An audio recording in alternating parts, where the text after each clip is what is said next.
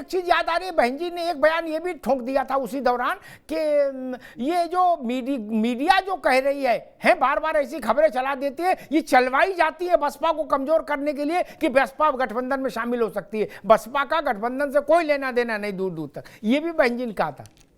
बिल्कुल, लगातार उन्होंने कहा कि कतई भी हम नहीं आएंगे, और ये सब हमारे इस दलित समाज के विरोधी दल है। कांग्रेस सबसे बड़ी, भाजपा सबसे बड़ी, ये दोनों दल बहुजन समाज के विरोधी हैं, तो हमारे आने का तो कोई सवाल ही नहीं होता है। हमें बुलाए भी ना, उनका आशय ये था कि हमें बुलाने का साहस भी ना करें, जबकि कांग्रेस के, समाजवादी पार्टी के लगातार नेता कर रहे थे कि हम चाहते हैं, हम चाहते हैं। जब इस तरह के वो बयान आते रहे तो उनके घर के दरवाजे पर बेइज्जत होने कौन जाता, आप ये बताइए। दूसरी बात अयाज साहब ने कही, जो बात स्वीकार की, इस बात को स्वीकार करना चाहिए है कि इस वक्त उत्तर प्रदेश में जो लोकसभा सीटें गठबंधन ने जीती, उसका कारण यह था कि दलित समाज संविधान बचाना चाहता था, दलित समाज आरक्षण बचाना चाहता था, इसलिए वो चला गया समाजवादी पार्टी और कांग्रेस के साथ। ये बात बिल्कुल सही है।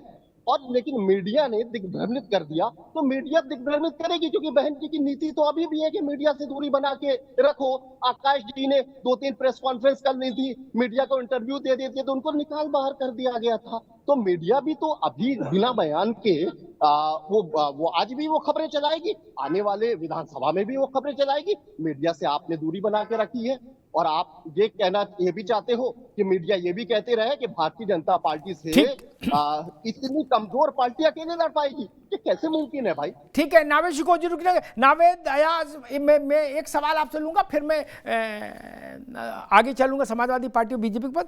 आप ये कहना चाह रहे हो कि गुलदस्ता या खाली हाथ और फोन से नहीं बात बनती, कुछ ले लवा, कुछ मतलब जैसे आया जाता है रिश्ता लेके, उस टाइप का कुछ आना चाहिए था, वैसा कोई आया नहीं। देखिए अमिताभ जी, आप सीनियर है। जिस तरह से नीतीश कुमार जी ने शुरुआती गठबंधन के प्रयास किए, इस इंडिया गठबंधन को गिराने का प्रयास किया, जिस तरह से वो प्रत्येक दरवाजे पर गए, नायडू जी से मिलने गए, तमाम दूसरे और दलों से मिले, लालू जी से मिले, कांग्रेस की सोनिया गांधी जी से मिले, अखिलेश यादव जी से मिले, क्या ऐसी कोई भी प्रयास आपको नीतीश कुमार जी की तरफ से दिखा?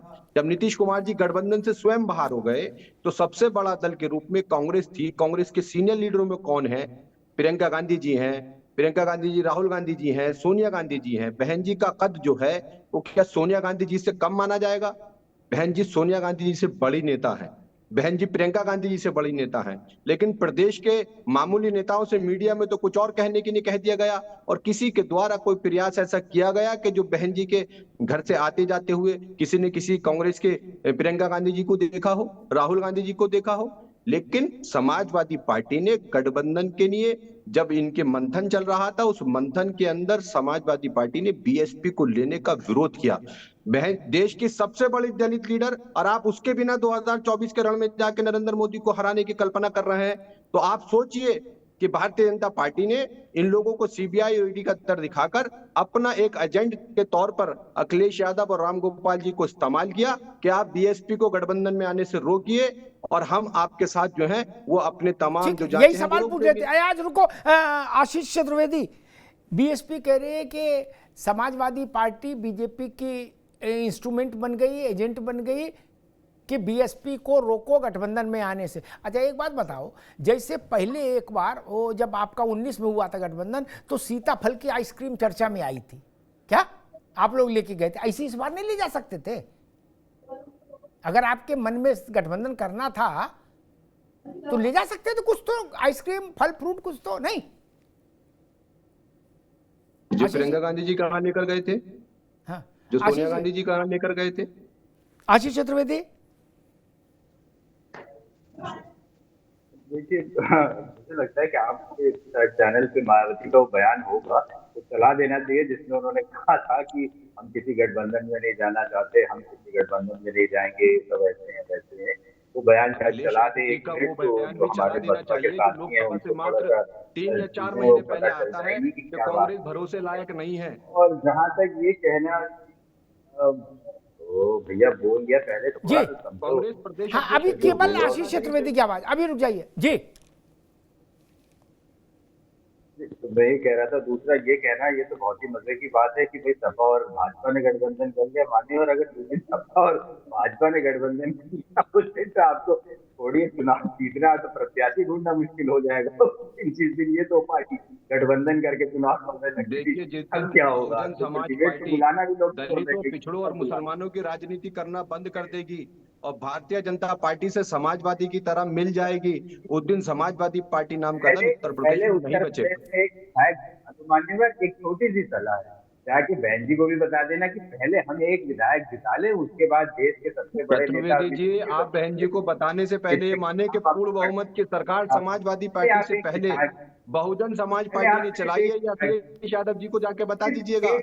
उत्तर प्रदेश में अखिलेश यादव जी और समाजवादी पार्टी से पहले पूर्ण बहुमत की सरकार की मुख्यमंत्री बहन जी रही हैं। और आप भारतीय जनता पार्टी को देखिए, जो अपने निराशा और हताशा के दौर में पहुंच गई थी, वहां से बहुमत की सरकार आज चला रही है। तो आप राजनीति के शायद जानकार कम है, या आप राजनीति समझ नहीं पाए हैं। आज जो समाजवादी पार्टी 5 सांसदों से 37 सांसदों की राजनीति कर रही है, वो समाजवादी पार्टी 2014 से 2012 के बाद कोई चुनाव नहीं जीती थी। 5 चुनाव जीतने के बाद 5 चुनाव समाजवादी पार्टी हार जाती है, और उसके बाद 6ठा चुनाव जीतकर वो खुद को बहुत बाहुबली साबित करना चाहती है। ये 2027 का चुनाव दिखा देगा। जैसे आप देश के अंदर सरकार नहीं बदल सके, नरेंद्र मोदी जी को नहीं हटा सके, उत्तर प्रदेश में बिना बहन कुमारी मायावती जी को साथ लिए योगी बाबा को या भारतीय जनता पार्टी को हराने की आप कल्पना कर रहे हैं। मैं तो इस पर अफसोस कर रहा हूँ। अगर ये मुमकिन है, आप 130 से 150 सीटों तक पहुंच सकते हैं, 180 तक पहुंच सकते हैं, लेकिन आप भारतीय जनता पार्टी को रोक लेंगे, यह हास्यास्पद बात है। बहन जी के बिना उत्तर प्रदेश में सत्ता परिवर्तन करने की कल्पना ये विफल हुई है पहले भी, और आगे भी विफल होगी।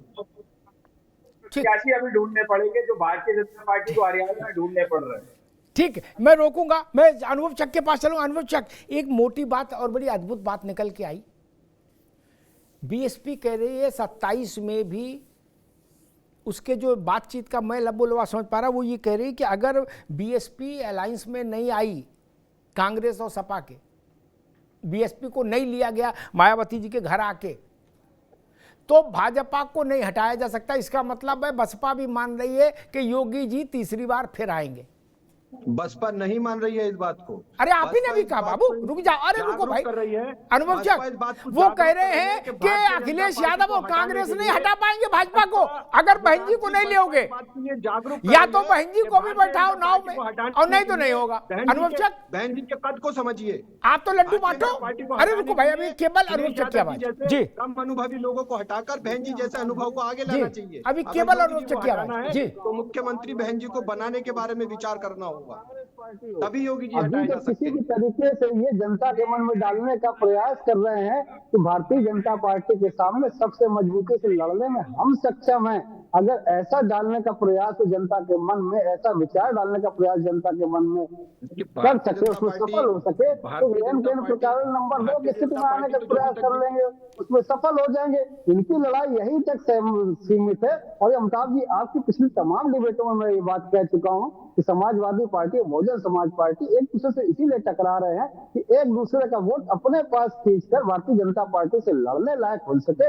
इसके अलावा उनका और कोई प्रयास नहीं है। और भारतीय जनता पार्टी जो अपने कार्यकर्ताओं, अपने सपोर्टरों के साथ खड़ी हुई है, उनके साथ विश्वास हासिल है। उसके साथ साथ जो वोट हमसे थोड़ा सा छिटक गया था, बहुजन समाज पार्टी से जो वोट छिटक के समाजवादी पार्टी में चला गया, भ्रमित होकर उसका भ्रम दूर करके भारतीय जनता पार्टी में विश्वास उनका कायम कर सके, इस तरफ हम लोग प्रयास कर रहे हैं। और हमें विश्वास है कि 2027 में हम उनका भी विश्वास अपनी पार्टी की तरफ करने में सफल होंगे। और समाजवादी पार्टी जो चंद वोट हासिल करके आज अपना कॉलर खड़ा करे घूम रही है, और उस कॉलर खड़ा करने के कारण उसका दुष्परिणाम ये हो रहा है कि गांव देहातों में दलित समाज के ऊपर अत्याचार होना इनके कार्यकर्ताओं के द्वारा आरंभ हो गया, जिनको योगी सरकार ठीक कर रही है। हम उनका वोट हासिल करके इनका मनोबल फिर से तोड़ देंगे, और जहां पर ये 2014, 17, 19 और 22 में थे, वहीं पर इनको पहुंचाने का काम करेंगे। ठीक बात। मैं नाविक शिको के पास चलूंगा, लेकिन एक बात अनुभव चक से भी कहूं, थोड़ा बहुत वोट इधर उधर नहीं हुआ भैया, वोट तो बहुत इधर उधर हो गया एक।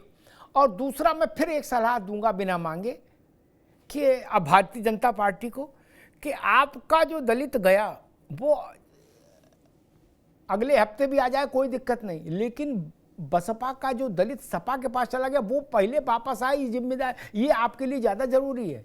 वो वापस नहीं आया तो आपके समीकरण फिर गड़बड़ा जाएंगे। लिख लेना मेरी बात भैया।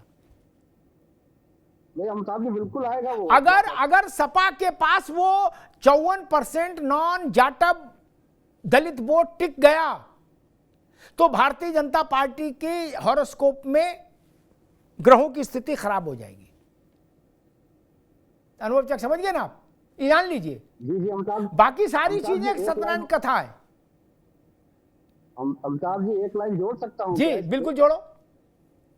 जी अमिताभ जी जो बात आपने कही बिल्कुल सच है, लेकिन दलित समाज ये देख भी रहा है कि उसमें जो बड़ी संख्या में वोट देने का समाजवादी पार्टी को काम कर, जो 54% नॉन जाटव वोटों की आप बात कर रहे हैं, वो ये देख भी रहा है कि जब चुनाव निपट गए, नतीजे आ गए, उसके बाद चाहे विधानसभा हो चाहे विधान परिषद हो, उसमें नेता सदन चुनने की बात हुई तो उनका क्या अंजाम करा गया है वो ये देख भी रहा है कि आज आपके भी चैनल में देखता हूँ और तमाम चैनलों पर देखता हूँ, उनको कोई परिवर्तन नजर नहीं आ रहे। दलित वोटर अपने को ठगा महसूस कर रहा है और 2027 में समाजवादी पार्टी को इसका जो परिणाम भुगतना पड़ेगा। अमिताभ जी मैं ये बात जरूर कहना चलिए ठीक है। नावेशी को बीएसपी कह रही है कि भाई अब भी मौका है, देख लो, हमें मुख्यमंत्री का चेहरा घोषित करने की इच्छा रखो तो बुके खरीदो, मिठाई डब्बा लो, आ जाओ घर, और नहीं तो बच्चा फिर ख्वाब देखो, भाजपा तीसरी बार आ रही है। नावेशी को ये तो फिर बड़ी घोषणा हो गई और बीजेपी के लिए संतुष्टि का विषय भी है। देखिए, संतुष्टि का विजय नहीं है। बहुजन समाज पार्टी अकेले अरे चुनाव रुको भैया, लड़ेगी। नावेशी को भाई, नावेशी को आवाज जा रही है मेरी? अरे उनको जुड़ी। हाँ भैया, आप क्या कह रहे थे नावेद आज? क्या सफाई देखिए, दे रहे बहुजन थे? समाज पार्टी 2027 में सभी समाजों के साथ गठबंधन करके, सभी समाजों की हिस्सेदारी देके और तमाम जो अफवाहें फैलाई गई थी उन्हें रोकते हुए भारतीय जनता पार्टी का जो दलित विरोधी चेहरा है, जो अल्पसंख्यक और मुस्लिम विरोधी चेहरा है, जो पिछड़ों और ब्राह्मणों के खिलाफ चेहरा है, उनके खिलाफ नीति और रणनीति पर 2027 का चुनाव अरे लड़ेगी। भाई यार, ये और भारतीय ब्राह्मण जनता समाज पार्टी से, का दलित मुस्लिम विरोधी समाज चेहरा से, आप दलित दिखाने के समाज लिए से अपना दलित प्रेमी बड़ी का चेहरा संख्या बरकरार में करें, जिससे आपका 2007 वोट जैसे जो है नतीजे समाजवादी आएंगे। पार्टी की तरफ ना नहीं, सुखो। और बहन कुमारी मायावती एक मिनट। भारतीय जनता पार्टी का जो बहन चेहरा है कुमारी वो साफ मायावती जी सुथरा है। 2027 के चुनाव में देखिए दोबारा रिपीट करेंगी 2007 के नतीजों के साथ।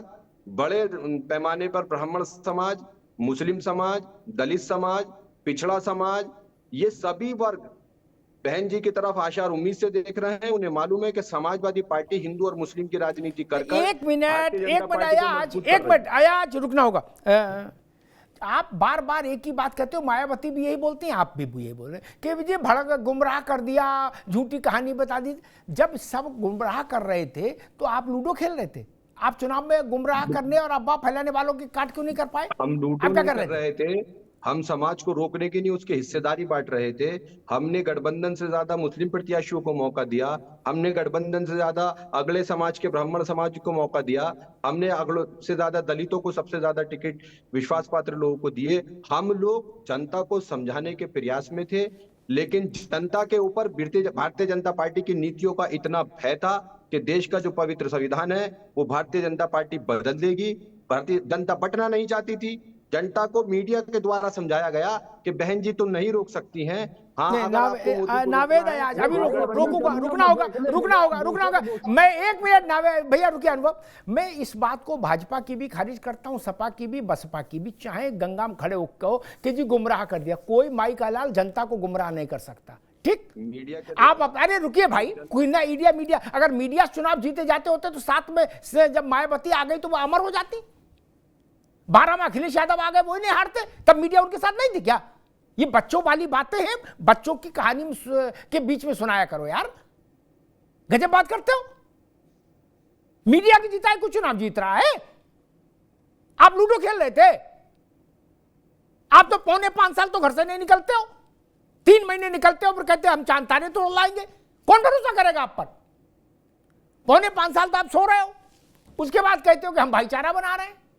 ना भाई साहब, वो जमाना चला गया। खैर, आशीष चतुर्वेदी,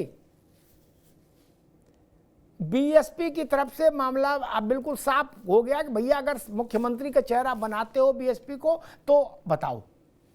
आशीष चतुर्वेदी, मैं एक ही सलाह कहना चाहूंगा कि भाई उसको पता होना चाहिए कि 200 विधायक चाहिए होते हैं मुख्यमंत्री बनने के लिए। ये आप पहले एक नहीं नहीं, वो विधायक तो ये बना करे, लीजिए, आप उसके लोग बाद बनाओ हम- तो बताओ, गठबंधन बनाए तो उनको मुख्यमंत्री चेहरा, ये कह रहे हैं। मतलब हमारे 200 विधायक जीते, इनका एक ना हो, लेकिन मुख्यमंत्री अब इनको बना। कहानी अच्छी है, लेकिन अब वास्तविकता इससे बहुत दूर है। अखिलेश यादव बिल्कुल 2027 में मुख्यमंत्री बनेंगे, आज ही घोषणा कर रहा हूँ, आप देख लीजिएगा, बधाई दे दीजिएगा आप भी जब नतीजे आएंगे। यही कह सकता हूँ और क्या कहूँ मैं। अनुभव चक, अच्छा मान लीजिए हाइपोथेटिकल बात है ही, बीएसपी ने एक प्रस्ताव रखा है कि अखिलेश यादव और कांग्रेस का जो अलायंस है यूपी में, वो अगर मायावती को नेता मान ले और उनको सीएम पेश करे तभी भाजपा रुक सकती है, अन्यथा नहीं। हालांकि दूर की कौड़ी है, होगा कि नहीं होगा, क्यों और होगा नहीं होगा इसकी संभावना 90% है, लेकिन 1% तो कुछ भी हो सकता है। और अगर वो 1% की बात कोई आकार लेती है तो आपके लिए मुश्किल बढ़ेगी अगर मायावती, अखिलेश और कांग्रेस एक साथ होंगे। देखिए अमिताभ जी, अगर जिस तरीके का आपने हाइपोथेटिकल क्वेश्चन किया, अगर वैसा होता भी है तो हमारा प्रयास ये है कि उत्तर प्रदेश के अंदर 50% ज्यादा मतदाताओं का वोट हासिल करने में हम कामयाब हो। अब इनके गठबंधन में 2 दल हो, 3 दल हो, 5 दल हो, 10 दल हो, उसका हम पर कोई प्रभाव नहीं पड़ेगा अगर हम 50% से ज्यादा वोट हासिल करने में कामयाब होते हैं, जैसा हमने 2019 में करके दिखाया था। ये अपना काम करे, हमारे सामने जो चुनौती आएगी उस चुनौती को कैसे भेदा जा सके हम उसका प्रयास करेंगे। लेकिन अभी तो हम जनता के बीच में, जनता के लिए जो कार्य हमको करने चाहिए सरकार की तरफ, वो करने का काम कर रहे हैं। और जो मतदाता भ्रमित हुआ था उसका भ्रम तोड़कर इनकी जो सच्चाई थी वो मतदाताओं तक हम पहुंचा सके, वो प्रयास करने में हम लगे हैं। 2027 में योगी जी के नेतृत्व में तीसरी बार उत्तर प्रदेश के अंदर भारतीय जनता पार्टी की सरकार हम बनाएंगे, पूरे बहुमत के साथ बनाएंगे। और 10 में से जो उत्तर प्रदेश में उपचुनाव होने जा रहा है, 10 में से 10 सीट हम जीतने जा रहे हैं। वहीं से ये संकेत मिलना आरंभ हो जाएगा और सामने वाली पार्टी का मनोबल धरातल पर लाने का भी हम काम करेंगे।